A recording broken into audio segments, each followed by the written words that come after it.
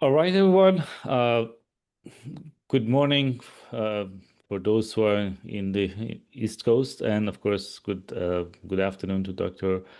Teachman and others who are joining from the other sides of the world. So, uh, thank you for joining us today. I'm excited to welcome you to this webinar and introduce our distinguished speaker, Dr. Bethany Teachman, who will be sharing her insights on digital interventions to shift anxious thinking and regulate anxiety in daily life.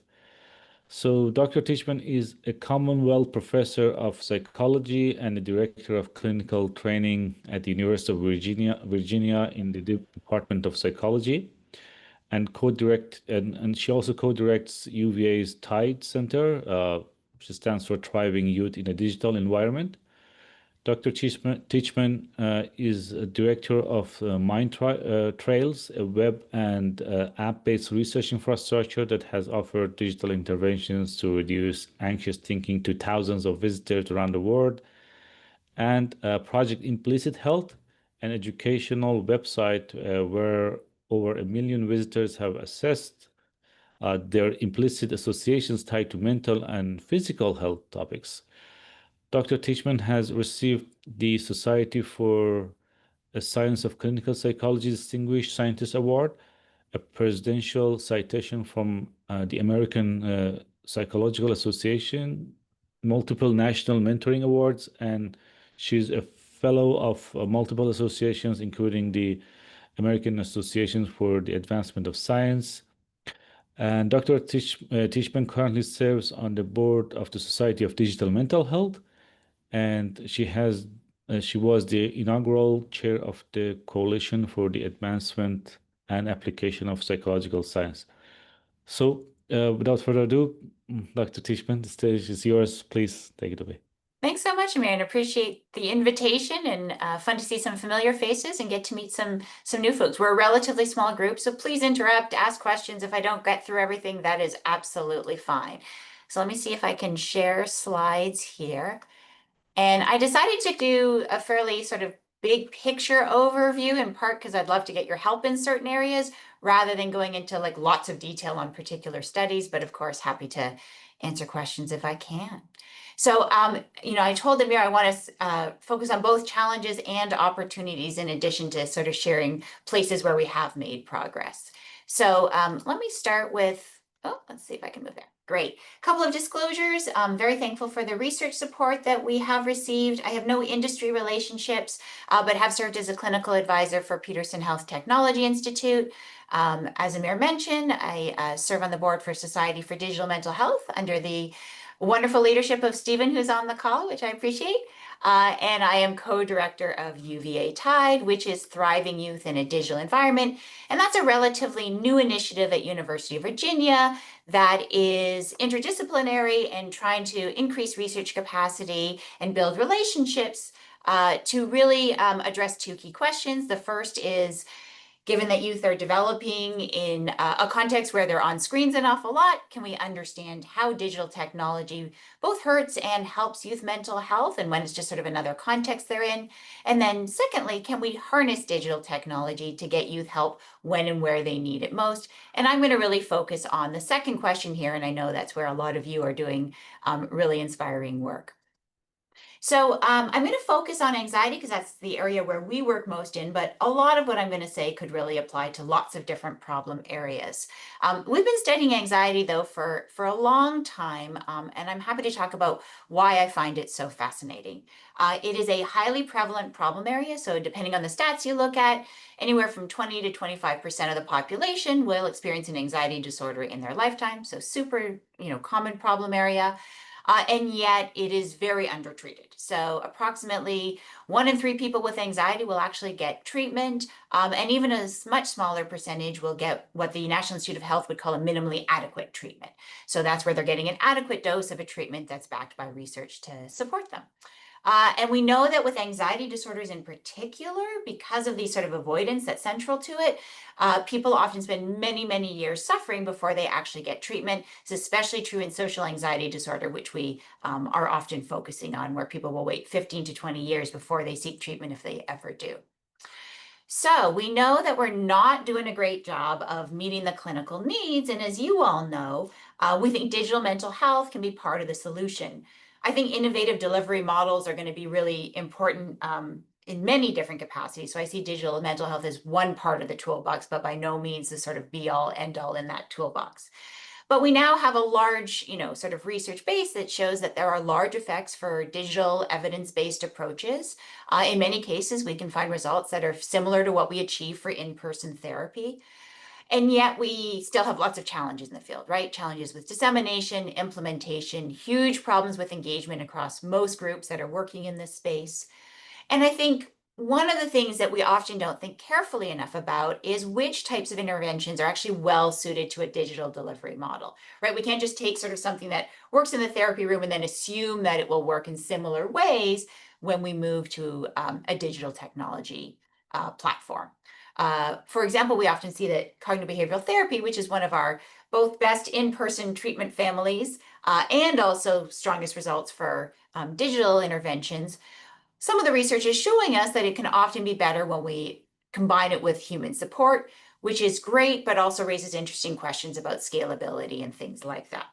So we've spent some time thinking about where we think there might be really useful intervention targets that are well suited to a digital delivery model.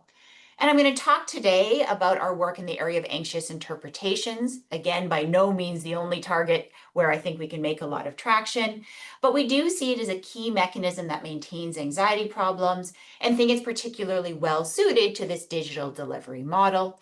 So I'm a clinical psychologist, and one of the things we routinely see clinically is that when there are some ambiguous cues in the environment, individuals who are prone to anxiety are going to assign the most catastrophic interpretation possible to that situation. So, as I'm giving this talk, many of you have a somewhat neutral expression on your face. So if I'm a person with social anxiety disorder, I'm likely to jump to this conclusion that you think what I'm saying is stupid and you don't like it and you're bored and all those kinds of things. But if I'm not a person with social anxiety, I might think, oh, you're kind of paying attention and things like that. And you're, trying to make sure that what I'm saying makes sense and can follow and thinking of questions you might have. So that difference between they think I'm an idiot versus they're just paying attention, of course, has a number of downstream effects of whether I try to stop quickly, how I'm talking to you, all those kinds of things. And we see this in lots of domains. So an individual who's vulnerable to panic disorder, when they feel their heart racing, is thinking I'm having a heart attack instead of just thinking they ran up the stairs. The individual with arachnophobia who's afraid of spiders, sees a spider move and thinks it's after me. And I could go on with countless examples. And when we look at this empirically, our group and many others have shown that interpretation biases change over the course of treatment. We see group differences of those with anxiety problems and those without in terms of their level of interpretation bias. And critically, we've done some work that shows that the trajectory of change in interpretation bias actually predicts the degree of reduction in symptoms. So some good reasons to believe that this can be an important mechanism. Okay, so then how do we think about delivering this in a digital format? So I'm going to start with some of the earlier work that we did, or actually fairly recent as well, but work we've been doing with MindTrails Web. We're in the midst of actually updating that platform right now. But I can share with you kind of some of the initial studies we did to try to test out, can we develop these digital interventions to shift this tendency to assign negative meanings and do this negative interpretation bias? This work is done in close collaboration with my engineering and computer science collaborators on this work. So we launched MindTrails a few years ago, and let me give you an example of how we introduce the mechanism to try to shift negative interpretation biases. We use an approach called cognitive bias modification for interpretations. And essentially what we do is give people lots of practice assigning non-threatening, benign interpretations to situations where it might raise those anxious concerns. So this is what a sample training scenario might look like. People would sort of see an image that kind of sets the scene, spotting a neighbor, and then they read a brief story that is going to raise a potential concern tied to, in this case, social anxiety. And then we're going to help them to resolve that concern in a less threatening way. So as you're walking down a crowded street, you see your neighbor on the other side, you call out, but she does not answer you. Standing there in the street, you think that this must be because she was. And then the ending isn't there at first, right? So it's clear, it's not ambiguous that the person had somebody walk by that they knew, their neighbor, who didn't respond to them. What's ambiguous is sort of the emotional meaning assigned to that, right? So if I'm socially anxious, I'm going to think they are ignoring me because they don't want to talk to me.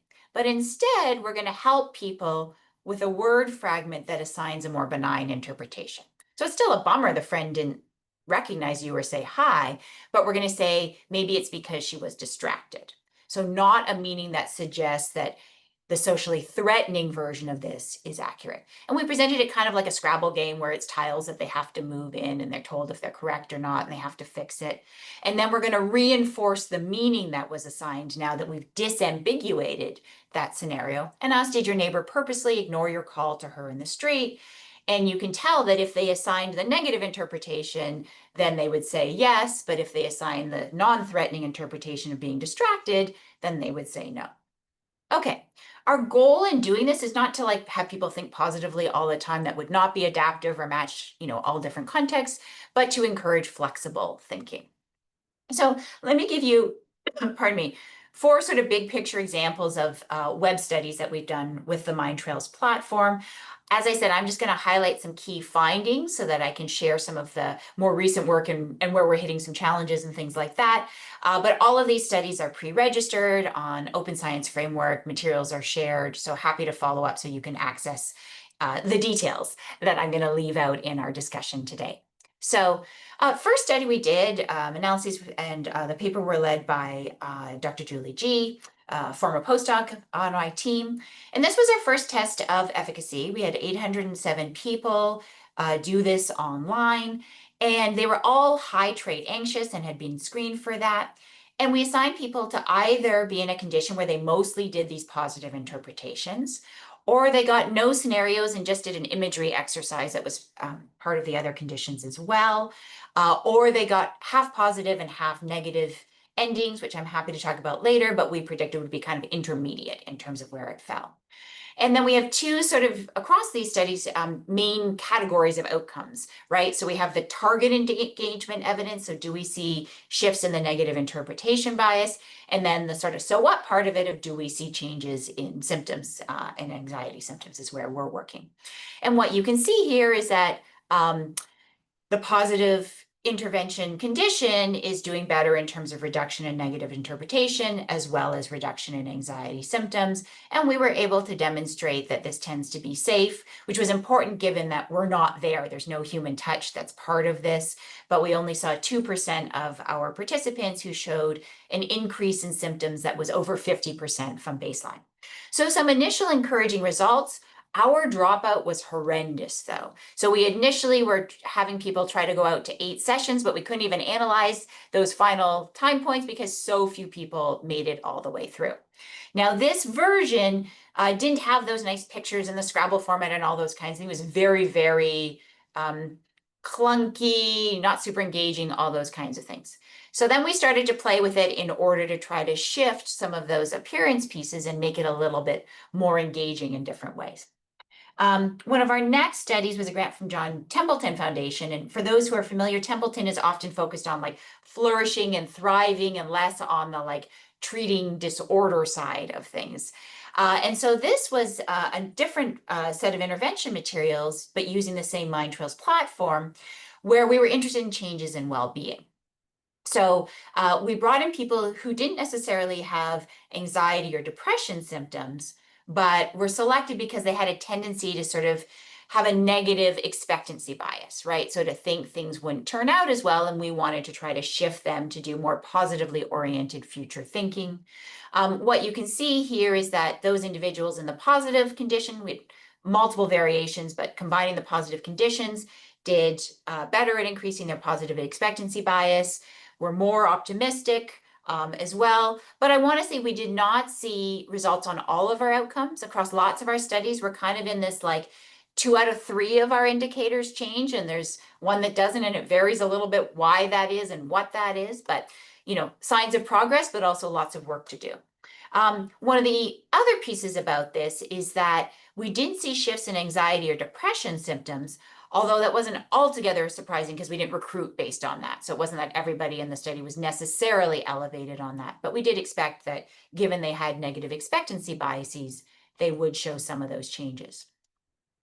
We then shifted back to kind of the anxiety realm. And in this study, we were really interested in better understanding how our intervention would or wouldn't be helpful during COVID. So we did a sort of brief, we got a rapid response grant, as I'm sure others on the call were kind of trying to be immediately responsive to that sort of unique time of what was happening. We did very minimal changes just to look at training scenarios that just really didn't make sense in the lockdown context, right? Things that involve like physical interaction and stuff like that. And then added some questions tied to people's worries about COVID, experience with COVID, all those kinds of things.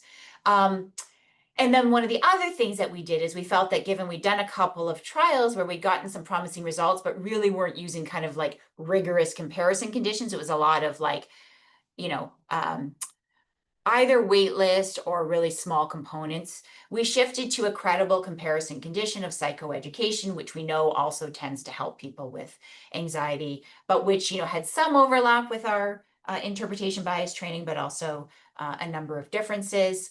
And on our primary measure of anxiety, as well as of interpretation bias, we found that even against this kind of credible comparison, interpretation training tended to get better results. Again, not across every measures, but across most of our primary ones. And interestingly, when we looked at sort of moderators tied to sort of the COVID period in particular, we found that individuals who had greater worry about COVID were particularly likely to benefit from the interpretation training relative to psychoeducation. So, a nice sort of piece that during this time that was very complex. This work was led by Max Larrazabal, who is now on internship from my team. Okay, the last sort of big one that I want to highlight from our web-based work before switching to the mobile applications was a smart design we finished up not too long ago.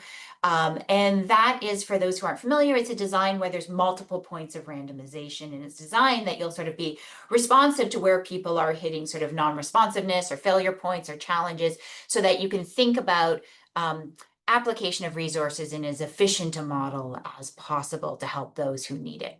So in this smart design, we brought in all people who had anxiety difficulties and had them assigned initially to psychoeducation or the interpretation training. And then we had a subset of individuals from the interpretation training who received coaching, a very low intensity. It was by students rather than professionals, but a low intensity touch points of coaching of an initial call, and then some email or text or phone calls following the first session that they completed. Our initial plan had been we had an algorithm designed to detect who was high risk for dropout based on the sort of earlier couple thousand people who had gone through. The algorithm did not work in the ways we thought in this study. Since then, we've been able to improve that a lot. So now we're much better at that prediction. But so it's best thought of as like a subset of the interpretation training group rather than those who were necessarily most at high risk for dropout. And what we found in that is, again, similar to a number of our other studies, what we see is interpretation training is effective at reducing the negative interpretation biases as well as anxiety. And while psychoeducation helps as well, the interpretation training helps more. But interestingly, coaching did not improve outcomes or reduce dropout. So it wasn't the case that adding in this sort of very low intensity student coaching led to better outcomes. As we sort of looked under the hood a little bit, one of the things that we found is that loads of people did not want to respond to our outreach for coaching. So even though at consent, they knew that they might be in that condition, loads of our folks are socially anxious. And so part of why they're choosing a digital intervention is because they're not interested in talking to somebody about the challenges that they're experiencing. And so many people did not follow up with their coaches. And so that was a sort of challenge and raises really interesting questions about what are the right supports to use for individuals with anxiety, and happy to talk more about kind of how we're thinking about that now in our current work. And this work was led by Katie Daniel and Jeremy Eberly. Okay, so putting together those pieces, we've been fortunate. The website has gotten some traction. So we've had people from 85 plus countries try out the web program. So some nice signs there of progress, but also really clear signs that more work is needed. So for example, in some of our like user feedback that we obtain, people said that this kind of like weekly session model we were doing that was too long. It didn't match the way they use digital devices. And while we improved on our dropout rates from our initial studies, they're still like many people, very, very high. And so we know we're not, sort of fully meeting those needs. In addition, we started doing this work because we're interested in this idea of bringing help to people kind of when and where they need it most. To do that, of course, we want to move more into the work of just-in-time adaptive interventions, very in line with the work that I know many of you are working on. And so we had this sort of parallel set of lines of doing active and passive mobile sensing. And so now we're trying to think about how do we bring these lines together. We also wanted to think about ways we could increase access and increase engagement. And so that meant personalization in ways that the website really didn't allow us to do in as meaningful a way. It was very much a one-size-fits-all approach. And then we started to get a lot of outreach as well from different communities who wanted to think about adapting our approaches to think about how it could work for those communities. And so those are some of the directions that we've been moving in recent years.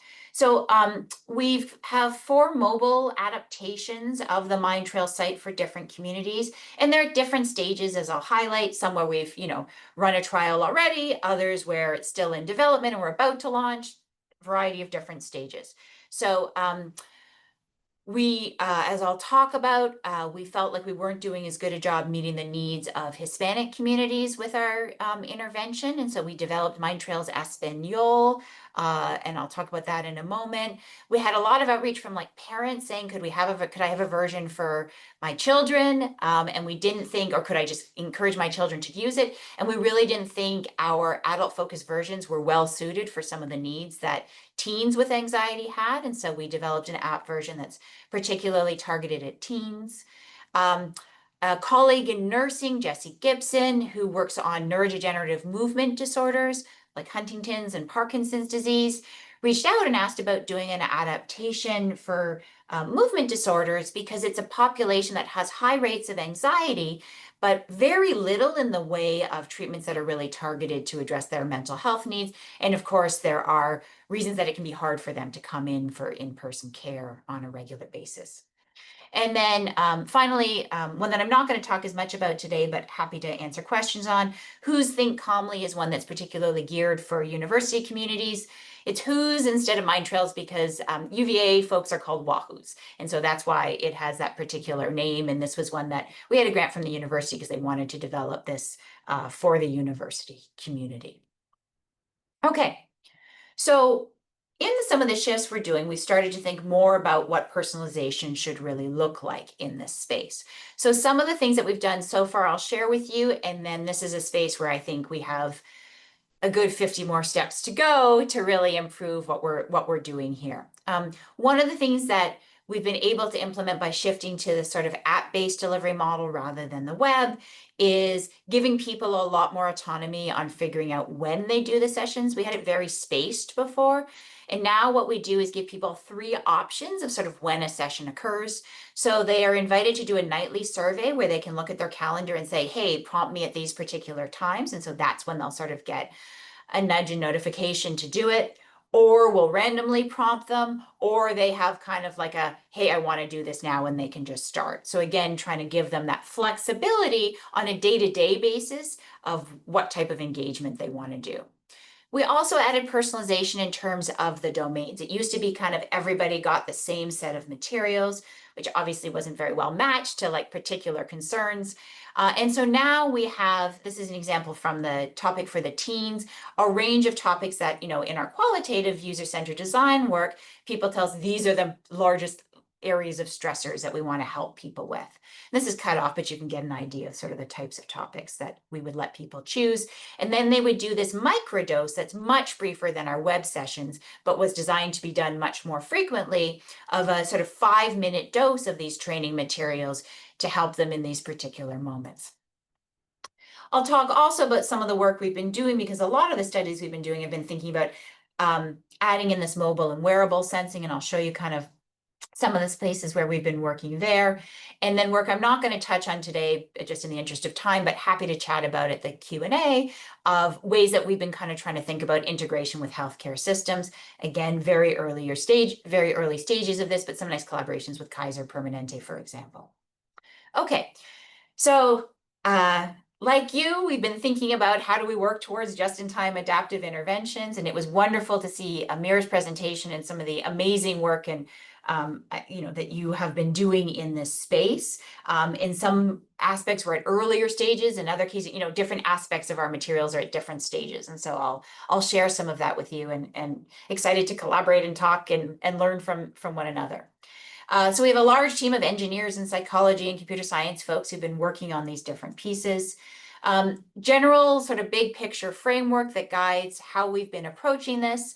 Our general question is thinking about how can AI-driven systems synthesize both multimodal data streams from lots of different sources, take into account these kind of personal trajectories, and then generate and recommend sort of these context-aware personalized interventions.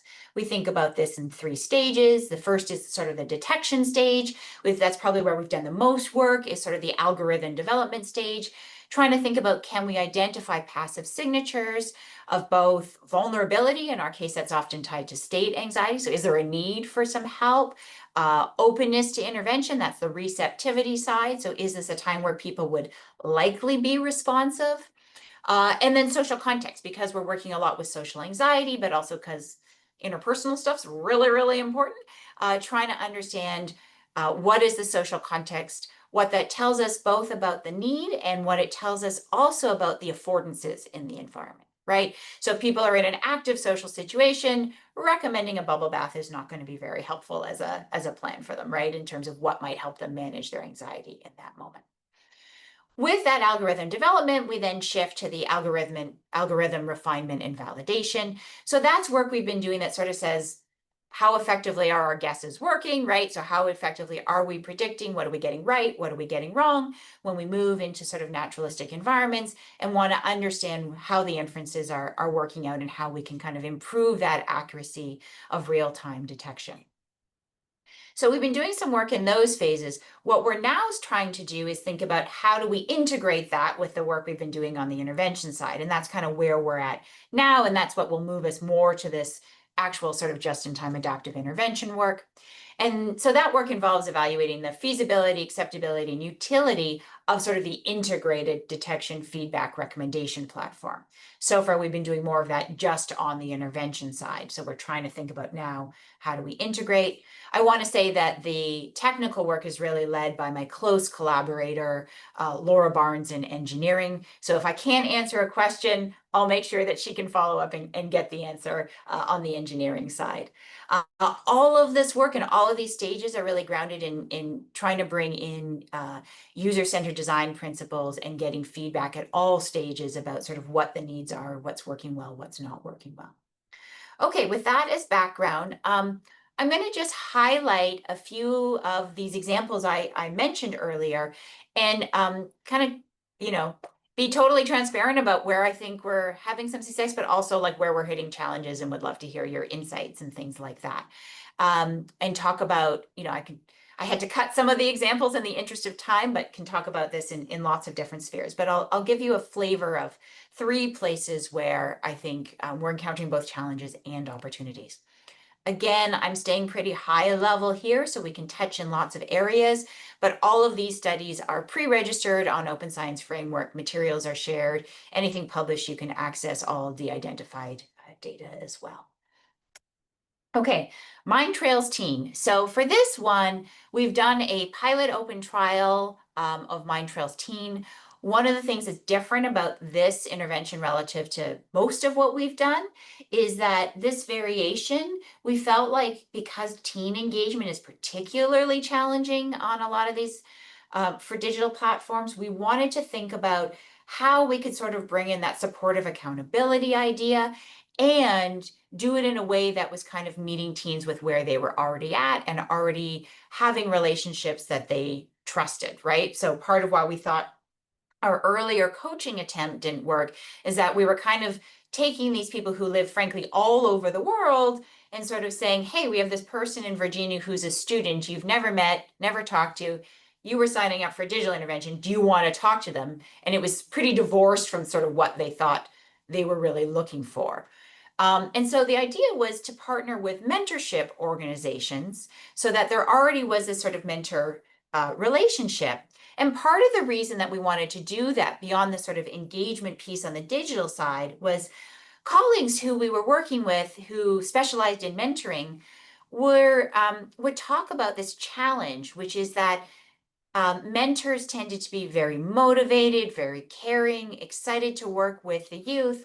But lots of the youth they were working with were dealing with mental health challenges, and they felt really underprepared to support the mental health challenges of the youth that they were mentoring because they didn't have that training, right? This was somebody who just volunteered for Big Brothers, Big Sisters, or whatever the program was, or for a faith-based organization. And so they were looking for supports for how they could sort of be better positioned, obviously not to be therapists and get that kind of training, but to have some tools that they could offer to the youth to support their mental health. So this was a very small pilot open trial. We had 15 dyads of youth and their mentors. They did 5 weeks of this cognitive bias modification for interpretation exercises. I'm not going to get into details, but we varied the format in different ways to try to keep it more engaging. So we had some creativity exercises and extended sort of flexibility of interpretation exercises in addition to those brief scenarios that you saw. And as I said, the support of accountability is provided by both formal and informal mentors on a weekly basis. So the idea was that as the mentors were already sort of checking in with their teens as part of their mentoring program, they'd also ask, how are you using the program? How's that going? Okay. So good news is that the majority of people had reductions in anxiety as they went through this program, large effects, which is, sort of what you'd hope to see. Of course, it's an open trial, so, all the caveats that go with that.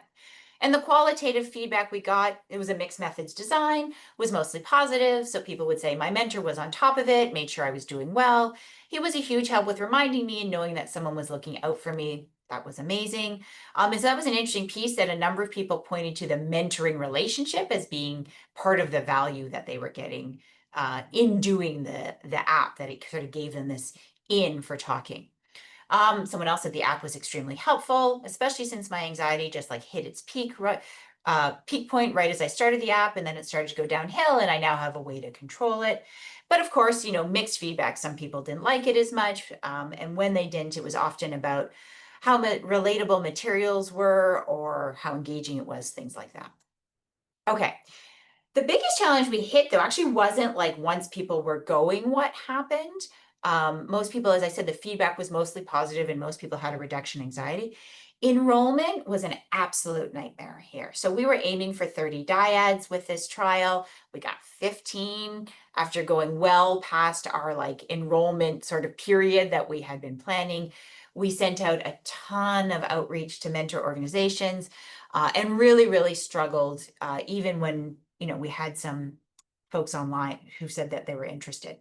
I think as we sort of reflect on that, I think some of it was not following sort of best practices and dissemination and implementation work. So we didn't do enough groundwork to really build the partnerships with the mentor programs. And there were some really clunky parts, which I think actually played a big role. This was an older version. I mean, it's not, this is all new work, but a relatively older iteration of the app relative to what we're doing now in the work. And we didn't have in-app consent. So people had to go through a DocuSign process. And it was, we lost some people who were not as sort of comfort and digitally literate with that way of sort of needing to enroll. And one of the biggest challenges we had is that we needed consent from the mentor, the parent, and assent from the team, in addition to getting the mentoring organizations on board in the first place to send out the sort of information to engage. So it was just really, had a lot of steps, and we really lost a lot of people to that 2 out of the 3 consent or assent forms were completed and someone would fall off. And it wasn't reliable who. There were sad cases where the teen was really eager and their parent didn't sign on, or the teen and the parent were really eager and the mentor didn't follow up. And so it just created a set of challenges in those ways. And we're trying to figure out how we want to approach it. We also saw some interesting opportunities come through in this work. Again, very small sample, very preliminary. But one of the things was interesting. We were just recruiting for people who said they wanted, had anxiety symptoms and wanted to work on that. About a third, though, of people who followed up identified as non-binary or gender non-conforming. And I think there's a lot of, we now have mounting evidence that this is a community that's really benefiting from digital mental health tools and are particularly interested in finding online supports because they may not have those opportunities in their local communities where they can access that support. We also saw, interestingly, of the outreach we did, much higher response rate to our outreach emails that were to rural mentor programs rather than those in more urban environments. And I think it just speaks to some of the calls we would have with people saying there were basic access to care issues and that this was a chance to have something that they could offer when they weren't in an urban setting where there's maybe more saturation of services that were being provided. So some of the things we're doing now is doing an implementation phase of the work where we're really sort of building those partnerships and co-design phase just with the mentor organizations, but what's the right way to actually get folks on board and engaged. We are doing a new version of the program that we're finishing up shortly that has in-app consent, as well as other changes that we got based on the feedback that we obtained. We're looking at rural urban residents as a moderator, and then we've started a separate line of work to look at stressors in daily life for LGBTQ plus youth to inform sort of future app modifications and think about how we can best meet the needs of this community. And then we have a grant that's going in the next couple of weeks that is designed to sort of develop and test MindTrails teen with a relationship focused module that can be added in, given feedback we got that the sort of having the mentor-mentee relationship as a sort of support for the delivery, even though they weren't doing clinical intervention work, was really, really helpful. So to try to help people sort of have that in place, especially if we think about moving to other delivery models where there may not be as much of a relationship. So for example, we've been talking to folks who are interested in having pediatricians serve in that kind of mentor role, but they're not going to be as close to start with. They're not going to have as much time to give as a mentor would give. How can we help make that still a viable pathway? So there, again, we are eager to have partnerships, eager to have ideas about what are the best ways to kind of think about implementation so we can get that better enrollment. Second example that I will highlight that has both challenges and opportunities is MindTrails Espanol. And this started with concerns about sort of unrepresentative samples. So as I told you, great, lots of engagement. We have thousands of people who've tried our programs, widespread across lots of countries. But there's some really big buts here. We have some unrepresentativeness in our samples. So as part of our safety and other types of tracking that we do, when we had the sort of large web studies going, we would look on a sort of weekly basis to see what patterns were we seeing in terms of enrollment and dropout and those kinds of things, just to kind of make sure that we weren't hitting snags or challenges that we needed to be aware of. Check for adverse effects, all that kind of stuff. And one of the things we started to notice is that while it was easy to get people to sign up, our representation of Hispanic Latinx participants was pretty reliably under what you would expect. This is one, figure I've shown you, but this was true across 3 large samples, so across thousands of people. And what we saw is that if we weren't doing really sort of different types of outreach, including things like using a research panel and trying to get people who with Hispanic, if we were just doing our standard kind of outreach procedures, participation was really under what we should have been seeing. So range from 4.8 to 14.6%. US Census would be predicting 18%. And while we have some international participation, as I've said, even when you look at the US samples, we're clearly we're not doing well at meeting those needs. And so it wasn't about them not doing well in the trials. It was about not doing a good job of this being appealing to that community to even start with. So we tried to view it as an opportunity. We wrote an NIH diversity supplement with a junior colleague who had strong Latina community links, did focus groups with individuals who had anxiety and identified as Latinx to try to understand what about the ways we were presenting the website and the things that we were doing were sort of making it lack appeal. And then we also wrote a health disparity supplement that we were fortunate to get that allowed us to create sort of this initially a brief Spanish translated culturally tailored web program, and then now to move towards the app-based version that we're testing out.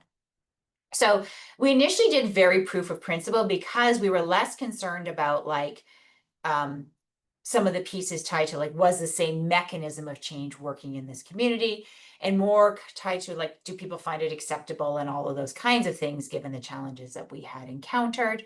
So we made a bunch of changes, including things, obviously we did a Spanish translation, we changed the images that were being used, we changed some of the content that was in the training materials based on feedback that we got, and then did some other pieces to do sort of what I would view as light cultural tailoring. Light to moderate. And in our pilot study, we found, very small initial trial.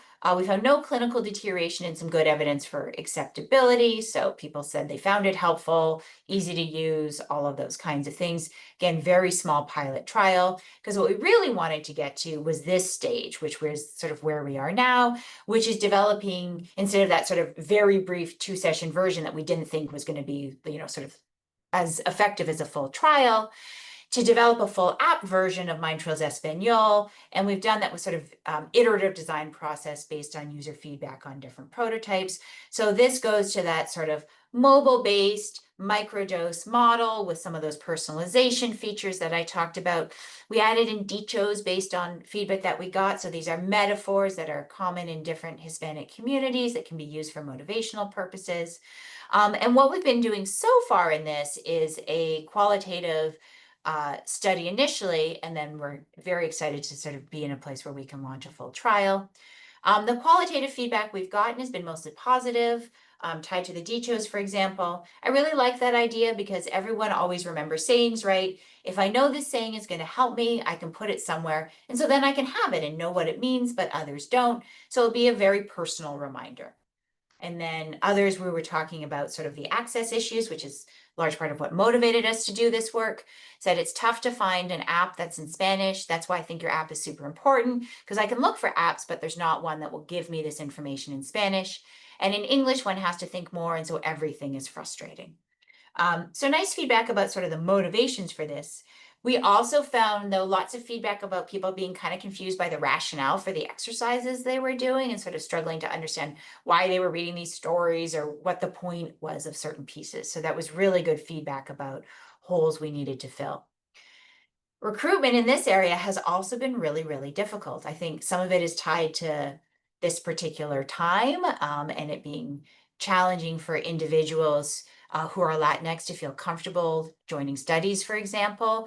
But we had troubles with recruitment even before this year. And so we've been trying to think about other collaborators. We're hoping and in conversation right now about conducting a trial with emerging adults in Spain. And we are excited to partner. So if this is something that's of interest to you, we're really eager to think about testing this out with Spanish-speaking communities. Okay, I'm mindful of time, so let me just do one more brief example and then I'll pause with a few minutes for questions. So in some of the mobile sensing work we've been doing to detect the need for the interventions like MindTrails, we've made good news on sort of a fair bit of progress on some of the algorithm development. So using that sort of passively sensed biobehavioral data with moderate accuracy at this point, still a long ways to go, but some nice results of being able to predict state anxiety, some receptivity findings, and some of the social interaction sort of contexts. Things like even evaluative threat, although that's been our hardest to get. We've been looking at features of audio as people are talking, nothing to do with the content of the audio, but different features of like tone, pitch, all those kinds of pieces. And that can get some sense of whether people feel that they're in a situation that's more evaluatively threatening or not. And of course, we can make some progress at detecting whether people are in the presence of, having social interactions or in the presence of others and things like that. So a long way to go, but some progress in those spaces. And what we see is that detection is improved when we're integrating info about the person's context and emotional health, so that their baseline symptoms, things like that, in addition to that sort of biobehavioral data. And we find we also do better when we are doing idiographic modeling rather than just sort of saying what works on average for people. Okay, one of the challenges that I would highlight that's been sort of interesting, and because we work a lot with anxious populations, including individuals with social anxiety, some of what we see is that there's self-consciousness about the wearables and sharing data, right? This is a group that tends to be particularly vulnerable to performance anxiety, that tends to have a lot of self-consciousness. And so that's been an interesting piece for us to think about, whether it's self-consciousness about appearance of the device. Not surprisingly, some discomfort with certain sensors. Our audio, the way we've modified a sort of smartwatch for this purposes, and what it does is it records the audio, but within 60 seconds, it strips content and just uploads sort of the features. So that's all that's being retained. So there's no content, no, nothing that would be identifying, right? It's just a set of numbers. And yet, nonetheless, as soon as people know that audio is being recorded, that can raise sort of a bunch of, understandably, like that can sound kind of scary. And then this idea that they're being monitored and that can raise these fears of negative evaluation and things like that. So we felt like we needed to understand this better. And so we were fortunate to receive an NIH bioethics supplement to one of our R01s. And so we're doing with that kind of, it's a mixed methods approach. We have ongoing quantitative work that's trying to consider sort of a what's worth it question. So like which sensors and features add the most value to the predictive accuracy relative to that risk of de-identification, right? So some features that we get, and you all know this well, but like GPS data can be really valuable, but of course, it can be something that paired with other data could allow people to figure out like what's your home and things like that that can be identified, right? So is it worth it to get that kind of data that's higher risk relative to like accelerometer data or electrodermal activation or things that may be lower risk, but really trying to think about like how much is it adding to the prediction? And then also doing qualitative work with socially anxious youth. So we're writing up this paper now. Way too busy a slide looking at our conceptual map for our thematic map for the qualitative analysis. What I would just highlight are some of the topics that people gave us feedback on. Their preferences for consent, usefulness of the mobile sensing, data management preferences, ways to increase their comfort with passive sensing. And I'll just highlight a couple of themes before wrapping up. Not surprisingly, people's comfort with mobile sensing is really strongly tied to how useful they think the data is going to be, how transparent we are about what we're doing, about, and the ways that the data will be used. So they want to know that this is kind of worth it, but it can be worth it in different ways to them. That was really interesting. So tied to sort of people's mixed comfort and discomfort, we heard things like, I think some of the things you said feel a bit personal, like the text logs, but if it's really important and the user consents to it, then it could be okay. So this sort of sense that, again, if it's really going to matter and you're really transparent about it, that could be worth doing. Then for ways to increase comfort, we got, I would be much more willing for the sensors to collect my data if I had access and could actually see it and hopefully benefit from it. So this idea of sort of, a dashboard, feedback, feeling like they have some ownership over it. The third theme I'll highlight is kind of that sense of how useful it would be. Interestingly, not just for themselves, but there was a lot of sort of pro-social motivations of whether it could also help others. So mobile sensing sounds like a great tool to help people who might not have the ability to go to an actual therapist. So this idea that these are worthy methods if it can kind of increase access to care. So, some of the things we're doing as a result of this work is adding a lot more info during our consent about the rationale, privacy protections, all those kinds of things to make sure people really understand what we're doing. We're trying to think about ways to give people more choice. Some of our studies, because we were trying to do validity checks and things, people would have like 2 devices, like 2 watches on each wrist, and giving people more choice, because obviously that is like pretty obvious that you're doing something, because most people don't walk around with like multiple watches on their arms. And then trying to play with like options of toggling sensors on and off and things like that. And then, trying to think about subgroup evaluations. Our sample was too small to really do this, but we got some hints that there were, differences across gender and gender identity, sex and gender identity tied to like aesthetics of devices, like one group being more comfortable with a ring than another, one group being more comfortable with like a large watch than another, things like that, as you might guess. So wrapping up, we think this is really about iterative testing. Every single thing I've shown you is so clearly a work in progress. That's why I like this work, though, is that with the digital approaches, it can be so iterative, right? It's the sort of build, measure what you've done, learn from it, build.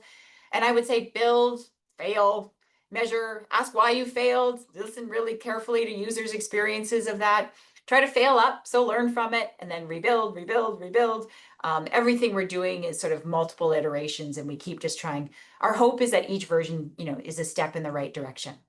So, take home messages. I think we see that the MindTrails programs and ones like it, we see it as just one use case among many. It can reduce anxiety when it is being responsive to the community's needs. We are finding that mixed methods work is super helpful to really understand the failure points. And one of my favorites, if you haven't seen this article, is The Importance of Stupidity in Scientific Research. It's a great sort of one-page piece that I share with our students. And it's this idea that if we're, in a space where we're hoping to learn really new things, it's okay to feel stupid a lot of the time. I work with an amazing set of folks, very interdisciplinary, who know so many things that I know so little about. And I love being in that space because I'm constantly learning and trying to enjoy feeling stupid a lot of the time. And so that means I work with amazing people. So a huge thank you to my team. We're the Program for Anxiety, Cognition, and Treatment. We study fear, we like Halloween, so we dress up a lot on those occasions. And a huge thank you to funders and all of the amazing collaborators that I get to work with. So let me pause there and save a few minutes for questions. Well, thank you so much. Virtual club from my side. This was actually very exciting. And thank you, Dr. Of course. Teachman, for your time. I want to open it for questions from the audience. See if who has questions. Please feel free to unmute yourself.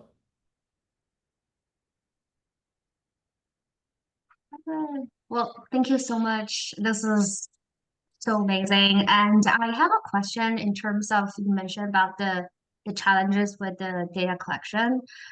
So I'm kind of in the process preparing a grant proposal and also my own pilot studies and trying to understand Yeah. social media, sleep, and mental health, and which I plan to collect the passive the screen using screenomics to collect the data participants will use.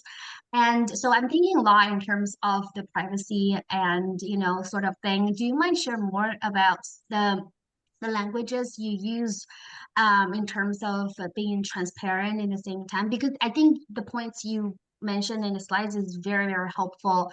But I just wonder if you can elaborate a little bit more on that it's mentioning your consent or you kind of schedule meetings with a person, because you also mentioned it's the for in-app consent, I don't know how many people actually read through everything. And Right. so I just because I think about convenience.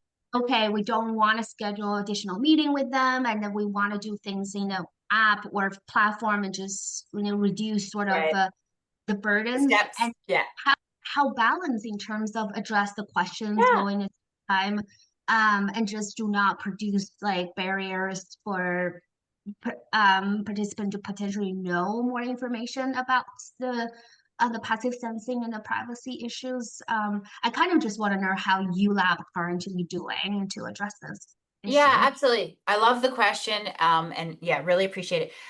First, I have to put in a small plug. So Stephen and I, along with Steph Sequeira, are actually doing an event on data donation that's coming up in October. It's a free day-long workshop, and it's going to include sections that are talking about like how do we kind of talk to people about the best ways to kind of be transparent about the data we're going to be collecting? What do they want to know? And we're actually having a youth panel. So youth themselves from one of our youth advisory boards are going to be talking about like, how do they want us to like present consent? How do they, you know, all of those kinds of things. So I really encourage you to come to that and like ask youth directly, because that's part of what I think is really important. So a couple things sort of tied to that. One of the things that we have done is it took a little convincing for our IRB, but rather than have this sort of like crazy 8-page consent form that we know nobody reads, we showed them data that actually like shorter things are actually more likely to be read. And so instead of it being all this like crazy, scary language, but wanting to have all the information there, we kind of have set it up like there's pop-ups. So they'll get like basic information that we want to make sure everybody gets. And then it has like, you see those little like question marks or whatever that you'll see. And then people who want to get more of that detail can do that.